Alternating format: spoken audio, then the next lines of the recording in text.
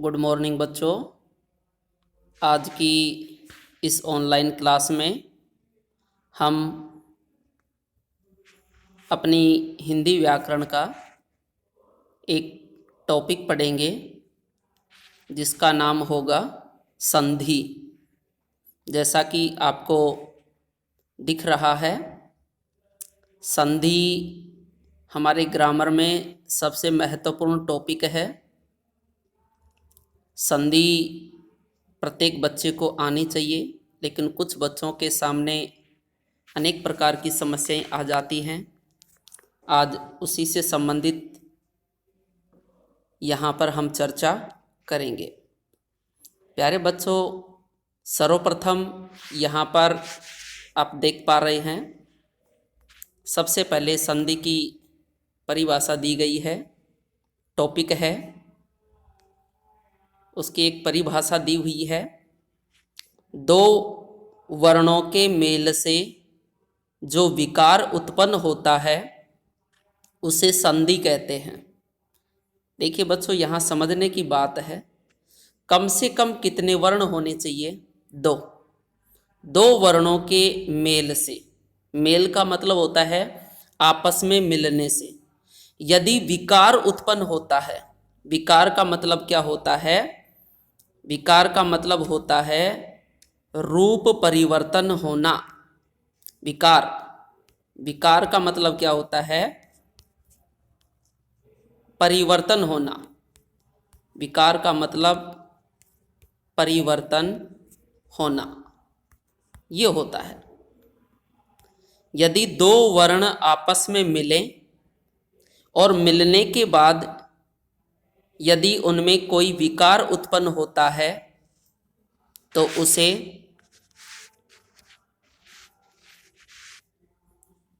संधि कहते हैं।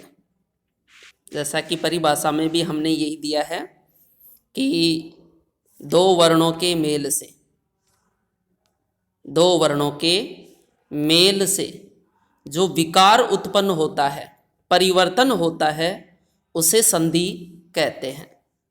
यहाँ पर एक छोटा सा उदाहरण भी है, कमल, धन, आसन। अब देखिए, कमल शब्द के अंत में देखिए ल है और आसन शब्द में पहला अक्षर क्या है? आ है। आ से शुरू है और यहाँ पर ल है। जैसा कि ल में ए है, ल में क्या मिला हुआ है? ए मिला हुआ है। आसन में कौन है? आ मिला हुआ है। जब इन दोनों के बीच में क्या होगी? संधि होगी। क्या होगी? संधि होगी। तो कहते हैं इसमें विकार परिवर्तन हो जाएगा, अर्थात ये ए और ये आ दोनों मिलकर के आ बन जाएंगे। आ बनना ही विकार कहलाएगा, और जहाँ विकार उत्पन्न होता है उसे संधि कहते हैं।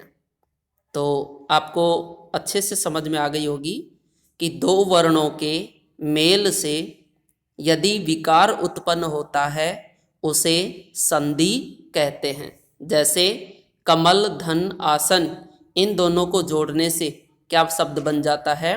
कमलासन। ठीक है, यही क्या कहलाएगी? संधि कहलाएगी। संधि का काम क्या होता है? संधि का काम दो वर्णों को आपस में जोड़ना होता है, और केवल जोड़ती ही नहीं, उनमें विकार भी क्या करती है? उत्पन्न करती है। लीजिए, अब अपना अगला सवाल है, संधि कितने प्रकार की होती है? क्योंकि वर्णों में कुछ स्वर भी होते हैं, कुछ वर्ण व्यंजन भी होते हैं और कुछ वर्ण विसर्ग भी होते हैं। इसीलिए संधि 3 प्रकार की होती है। संधि कितने प्रकार की होती है? 3 प्रकार की होती है। जैसा कि आप देख पा रहे हैं, संधि के भेद पढ़ेंगे हम। संधि 3 प्रकार की होती है। नंबर 1 स्वर संधि, नंबर 2 व्यंजन संधि और नंबर 3 विसर्ग संधि। क्योंकि संधि में वर्णों का ही मेल होता है और कई बार स्वरों का आपस में मेल होता है, कई बार व्यंजन का आपस में मेल होता है, कई बार विसर्ग का आपस में क्या होता है? मेल होता है। तो स्वर, व्यंजन और विसर्ग के मेल के कारण ही संधि कितने प्रकार की होती है? 3 प्रकार की होती है। एक स्वर संधि, एक व्यंजन संधि और एक क्या हो जाएगा? विसर्ग संधि। ठीक है, अब आगे देखिए। आगे हम पढ़ेंगे अपने पाठ्यक्रम के अनुसार। यदि हम देखें तो हमारे पाठ्यक्रम में हमने स्वर संधि को ही जोड़ रखा है। तो आज हम उसी स्वर संधि के बारे में क्या करेंगे? पढ़ेंगे। जैसा कि सबसे पहले इसकी क्या दे रखी है? परिभाषा। किसकी? स्वर संधि की परिभाषा। परिभाषा क्या है? 2 स्वरों के मेल से होने वाले विकार या परिवर्तन को स्वर संधि कहते हैं। जब भी कोई भी 2 स्वर आपस में मिलते हैं और यदि उनके मिलने से विकार उत्पन्न होता है, परिवर्तन होता है, यानी कि उनमें बदलाव आ जाता है, उनका रूप, रंग, आकार बदल जाता है, तो उसे स्वर संधि कहते हैं। तो प्यारे बच्चों, इतना याद रखो, स्वर संधि में केवल स्वरों का मेल होता है और जब स्वर आपस में मिलते हैं तो रूप परिवर्तन होता है, विकार होता है। यदि विकार उत्पन्न होता है तो हम उसे स्वर संधि के नाम से जानेंगे, और यदि विकार उत्पन्न नहीं होता है तो ऐसी स्थिति में हम उसे संधि न कह करके संयोग कहते हैं। इतना तो आपको पता होगा कि स्वर कितने होते हैं। तो स्वरों की संख्या 11 होती है। स्वर कितने होते हैं? 11 होते हैं। 11 स्वर कौन कौन से होते हैं? ए, आ, ई, उ, री, ए, आई, ओ और औ। ये क्या होते हैं? 11 स्वर होते हैं। इन 11 स्वरों में से कोई भी 2 स्वर यदि आपस में मिलें और मिलने के बाद यदि विकार उत्पन्न करें तो हम उसे स्वर संधि कहेंगे। जैसे मान लीजिए ए और आ के बीच में ही हमने क्या करवा दिया? मेल करवा दिया। तो ए और आ दोनों मिलकर के क्या बन जाएंगे? आ बन जाएंगे। यही क्या कहलाएगा? विकार कहलाएगा।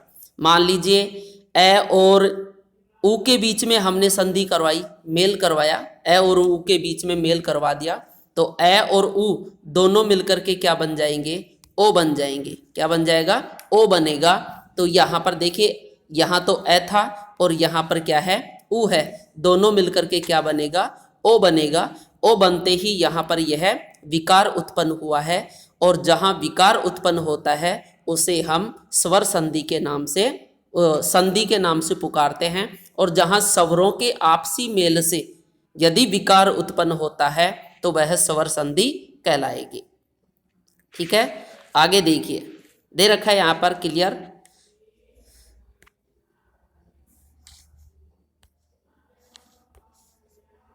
दो स्वरों के मेल से होने वाले विकार को स्वर संधि कहते हैं।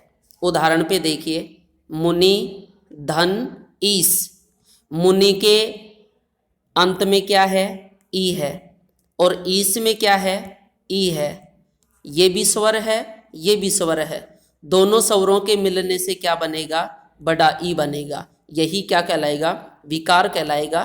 तो देखिए, मुनि, धन, ईस, इसमें इन दोनों स्वरों को आपस में जोड़ने से मुनीस बन जाता है।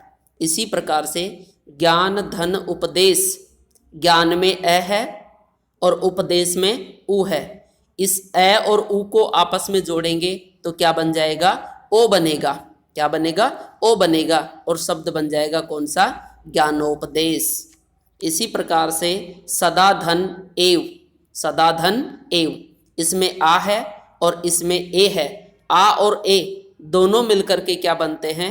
ऐ का विकार उत्पन्न करते हैं, इसलिए यहाँ शब्द बन जाएगा सदैव। अगला शब्द है सु धन आगत। यहाँ पर उ है, यहाँ पर आ है। उ और आ का आपस में जब मेल होता है तो वहाँ पर ऊ का वह बन जाता है, ऊ का क्या बन जाता है, वह बन जाता है। अब ये क्यों बनते हैं ये तो हम आगे पढ़ेंगे, लेकिन आप यहाँ पर देखिए, यहाँ ऊ है, सु में ऊ है, यही ऊ क्या बन जाता है, वह बन जाता है। इसी प्रकार से ने प्लस अन, ने धन अन, इसमें ए है, इसमें ए है, ए और ए दोनों मिलकर के आई बनता है। क्या बनता है, आई बनता है। तो ये क्यों होते हैं इन सब के बारे में हम आगे पढ़ेंगे। यहाँ तक हमें इतना ही समझना है कि स्वर संधि में दो स्वरों का आपस में मेल होता है और मेल होने के बाद उनमें विकार होता है, यही क्या कहलाएगी, स्वर संधि कहलाएगी।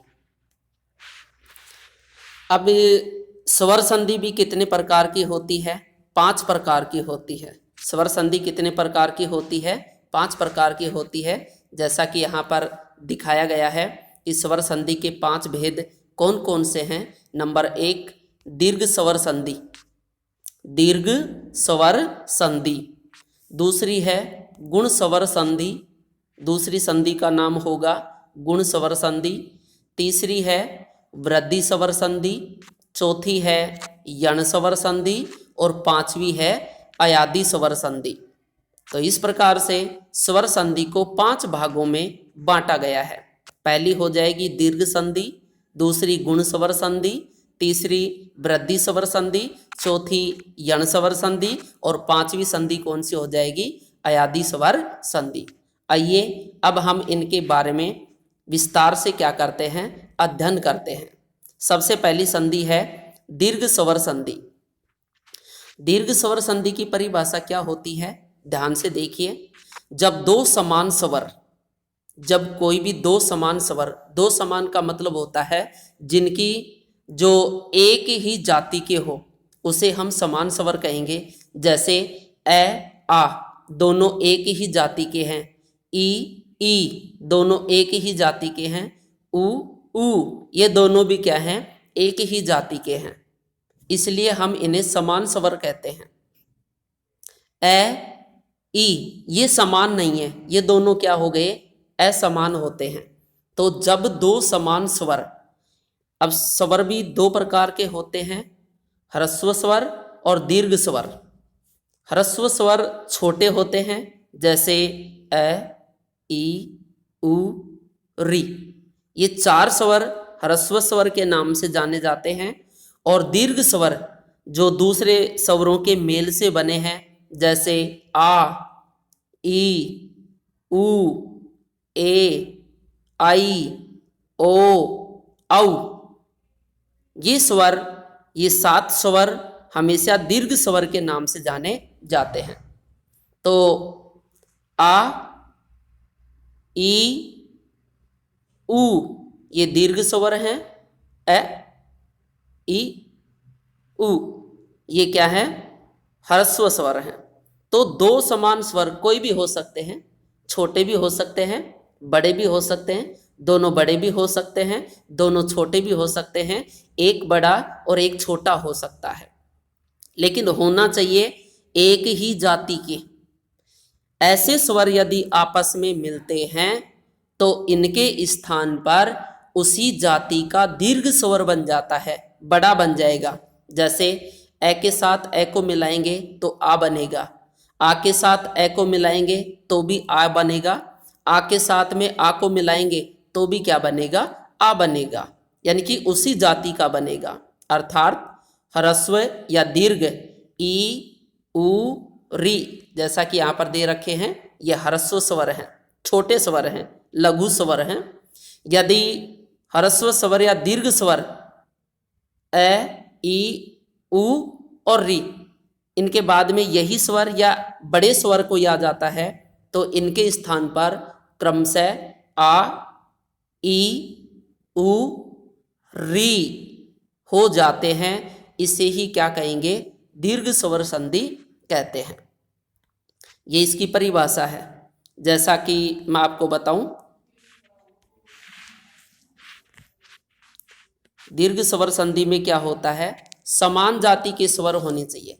जैसे ए और आ दोनों समान जाति के हैं, जैसे ई, ई, ये दोनों क्या हैं? समान जाति के हैं। उ और उ, ये दोनों भी क्या हैं? समान जाति के हैं। इनमें से ए, ई, उ, ये क्या हैं? ह्रस्व स्वर हैं। कौन से स्वर हैं? ह्रस्व स्वर हैं, छोटे स्वर हैं ये। और आ, ई, उ, ये क्या है? दीर्घ स्वर हैं। ये दोनों तीनों क्या हैं? दीर्घ स्वर हैं। तो आप अच्छे से समझ जाना, यदि ह्रस्व स्वर के बाद में ह्रस्व स्वर आए या दीर्घ स्वर आए, कोई भी आए, उसी जाति का क्या बन जाएगा? दीर्घ रूप बन जाएगा। जैसा कि प्रत्येक उदाहरण में यहाँ पर दे रखा है। सबसे पहला है, यहाँ पर बताया गया है, जैसे ए और ए दोनों मिलकर के क्या बनते हैं? आ बनते हैं। जैसा कि एक उदाहरण दे रखा है, धर्मार्थ का शब्द है धर्म और धन अर्थ। तो धर्म में अंत में ए स्वर है, अर्थ में प्रारंभ में ए स्वर है। तो दोनों स्वर आपस में जब मिलेंगे, ए और ए जब आपस में मिलते हैं, तो उनके स्थान पर क्या बन जाता है? आ बन जाता है। आ की मात्रा लगा देंगे हम मैके, तो क्या बन जाएगा? धर्मार्थ। इसी प्रकार से ए के साथ में आ को मिलाने से भी क्या बनता है? आ बनता है। जैसा कि हिमालय, हिमालय शब्द का संधि विच्छेद करेंगे तो हिम, धन, आलय। तो हिम में अंत में ए है, आलय में पहले क्या है? स्वर, आ स्वर है। दोनों स्वर आपस में मिलकर के आ का रूप धारण कर लेंगे और दीर्घ रूप बन जाएगा। इसी प्रकार से आ और ए, इन दोनों के मिलने से भी क्या बनता है? आ बनता है। जैसे कि विद्या, धन, अर्थी, दोनों में आ और ए का मेल हुआ है और शब्द तैयार हो जाएगा विद्यार्थी। इसी प्रकार से आ, धन, आ, ये मिलकर के भी क्या बनते हैं? आ बनते हैं। जैसे विद्या, धन, आलय, क्या बन जाएगा? विद्यालय। इसी प्रकार से छोटा ई और छोटा ई दोनों का आपस में मेल होता है, तो क्या बनता है? बड़ा ई या दीर्घ ई का रूप बन जाता है। जैसे रवि, धन, इंद्र, क्या बन जाएगा? रविंद्र। मुनि, धन, इंद्र, क्या बन जाएगा? मुनिंद्र। तो इसी प्रकार से और भी उदाहरण हैं, जैसे कि छोटा ई, बड़ा ई दोनों मिलकर के भी दीर्घ ई बनेगा। जैसे गिरी, धन, ईस, क्या बन जाएगा? गिरीश। मुनि, धन, ईस, क्या बनेगा? मुनीस। ऐसे ही बड़ा ई और छोटा ई से भी दीर्घ ई बनेगा। जैसे मही, धन, इंद्र, महेंद्र। बहुत अच्छा उदाहरण है, महेंद्र मत कर देना, महेंद्र होगा। नारी, धन, इंदु, नारिंदु। इसी प्रकार से नदी, धन, ईस, नदीस। मही, धन, ईस, महीस। भानु, धन, उदय, भानुदय। विधु, धन, उदय, विधुदय। इसी प्रकार से लघु, धन, ऊर्मी, लघुर्मी। सिंधु, धन, ऊर्मी, सिंधुर्मी। ऐसे ही वधु, धन, उत्सव, वधुत्सव। इसी तरह से वधु, धन, उल्लेख, वधुल्लेख। ऐसे ही भू, धन, ऊर्ध्व, भूर्ध्व। ऐसे ही वधु, धन, ऊर्जा, वधूर्जा। ऐसा ही एक री का उदाहरण है, पितृ, धन, ऋण, क्या बन जाएगा? पितृण। इसमें एक छोटा और लगेगा, यहाँ थोड़ा मिस्टेक दे रखा है। ये तो तय और ये री डबल वाला हो जाएगा, पितृण। क्या बनेगा? पितृण बन जाएगा। इस प्रकार से तो ये सभी उदाहरण दीर्घ स्वर संधि के हैं।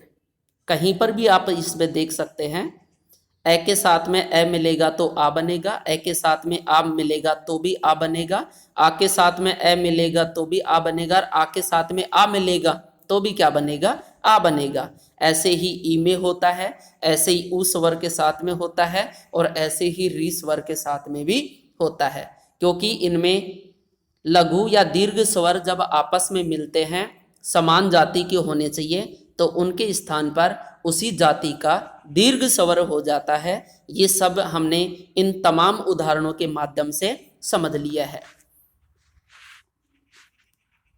आज की क्लास में इतना ही काफ़ी है। गृह कार्य के रूप में आप अपने घर से दीर्घ स्वर संधि से संबंधित आपको 15 उदाहरण लिखने हैं जिसमें दीर्घ स्वर संधि का प्रयोग किया गया हो, जैसे ए धन आ का, आ धन ए का, ई धन ई का, ई धन ई इसका हो, उ धन उ का। इस प्रकार के स्वरों के मेल से बनने वाले आपको कुछ उदाहरण 15 उदाहरण आपको अपनी गृह कार्य नोटबुक में करना है। थैंक यू, धन्यवाद। आज की कक्षा यहीं समाप्त की जाती है।